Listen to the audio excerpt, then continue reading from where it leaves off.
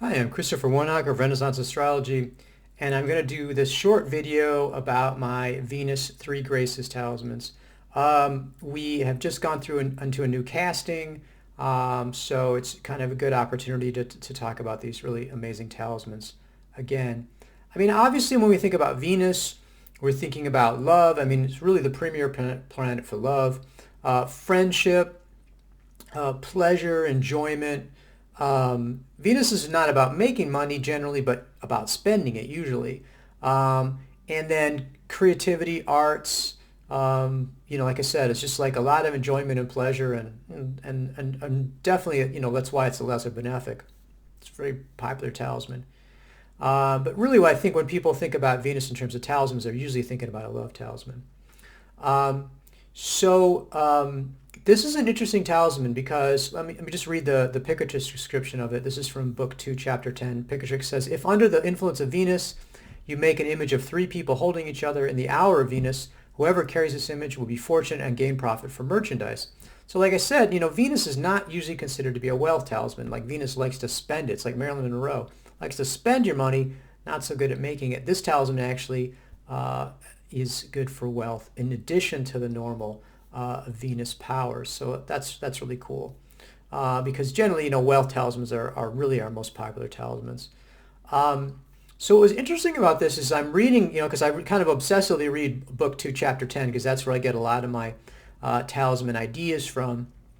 And I thought about this image, and I said, wait a second, this fits really perfectly from the Three Graces in Botticelli's Primavera, Spring, which really is the quintessential Renaissance painting. I mean, it's iconic. And if you've ever seen this painting, you really, so let me just show you the image. See, this is a detail from, and you'll recognize immediately probably this detail from Primavera. Now, it's interesting about Botticelli, 15th century, Ficino, they're in the same circle with Ficino. So you have, this incredible Hermetic and Platonic influence.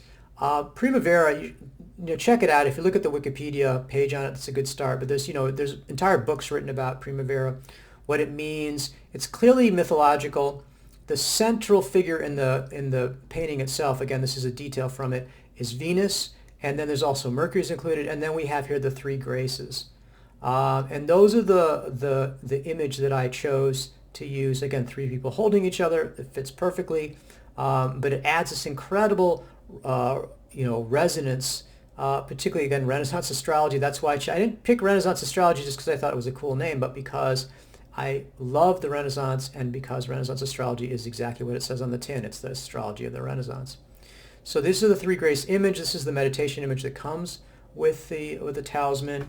And then you can just see the bronze talisman here with the Three Graces on the talisman. So really beautiful talisman, gorgeous.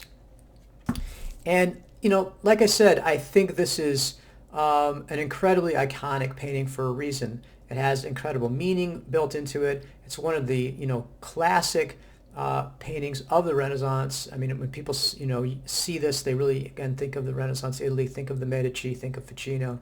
It's all tied in together.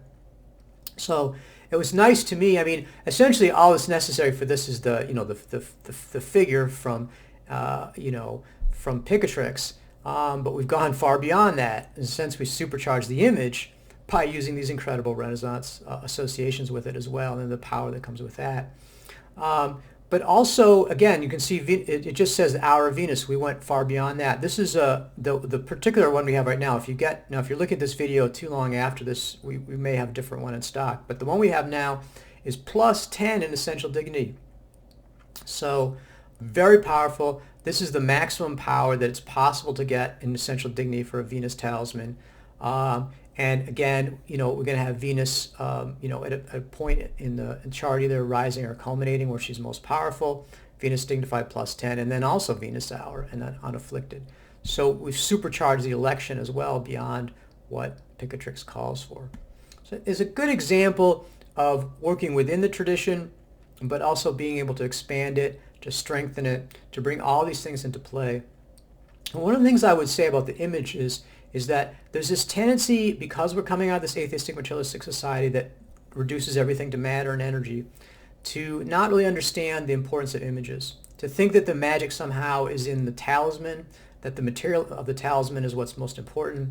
Again, that accords with our scientific view, but it's not magical at all. If you go to a scientist, they're going to tell you magic doesn't even work.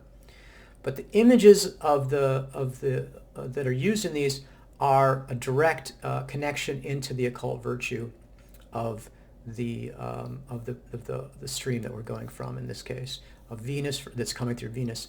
So the Renaissance view was that, and again, this is classical as well, is that the occult virtue begins in the one, is undifferentiated perfection, and then exists separately as differentiated perfect Platonic ideas or archetypes or intelligences, however you want to conceptualize it, and then appears in the celestials, and then appears, before they appear in matter, in form, ratio, and number.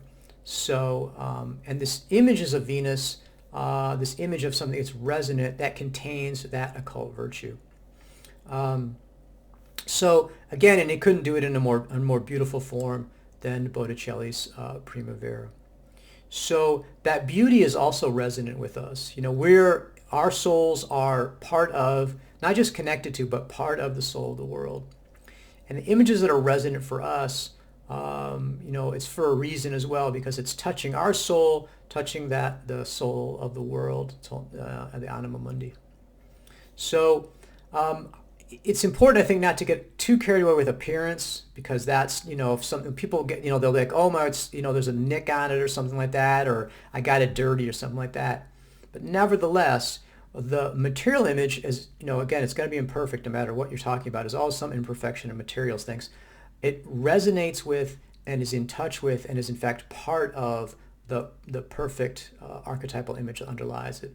So if we focus on that, to allow the beauty to uplift us, and, you know, and not get bummed out by the necessary imperfection. I mean, that's what's true of matter. Anything that's material is going to be somewhat imperfect. See through the matter, see through to the spiritual underpinnings, and that's how we access the power. So again, very exciting, you know, and there's, you know, as much as I love the beauty just in and of itself as an aesthetic thing, it has a magical power to it as well. Again, as long as we don't get carried away with it and turn it into a negative thing. They expect perfection in material things. See through it, see the underlying perfection. So very excited about these talismans. I really love the Venus Three Graces, and like I said, these are the maximum strength possible in the bronze version, and the ones that we have right now that can be made for a Venus talisman. So check those out. If you're watching this too long after February of 2024, this particular version may be sold out, but I try to keep in stock with this because it's such an amazing, beautiful design.